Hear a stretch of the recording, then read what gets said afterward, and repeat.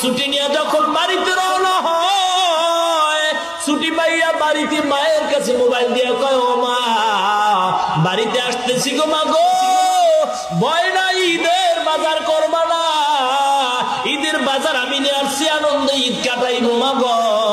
লঞ্চে যখন সদরঘাট থেকে রওনা হয়, নদীর ভিতরে গভীর রজনীতে তুফান শুরু হয়, লঞ্চ পানির তলে চলিয়া যায়। কোথায় গেল মা, কোথায় গেল বাবা, কোথায় গেল তোমার আনন্দের ঈদ? আল্লাহ পাক বলে, বান্দা কত মানুষ বাসের তলে পড়ে মারা যায়, কত মানুষ হুন্ডার তলে পড়ে মারা যায়, কত মানুষ পানিতে লঞ্চে ডুবিয়া মারা যায়, কত মানুষ ডুবে করে মারা যায়। ও মুসলমান, দুনিয়া চিরদিনের থাকার জায়গা নয়। আল্লাহ পাক বলেন, বান্দা তোরে আমি বাজার করার জন্য পাঠাই নাই, আমি আল্লাহ তোরে খানা খাওয়ার জন্য পাঠাই নাই, আমি আল্লাহ তোরে ঘুমানোর জন্য পাঠাই নাই, আমি আল্লাহ বিয়া করার জন্য পাঠাই নাই, আমি আল্লাহ কেন পাঠাইছি জানো?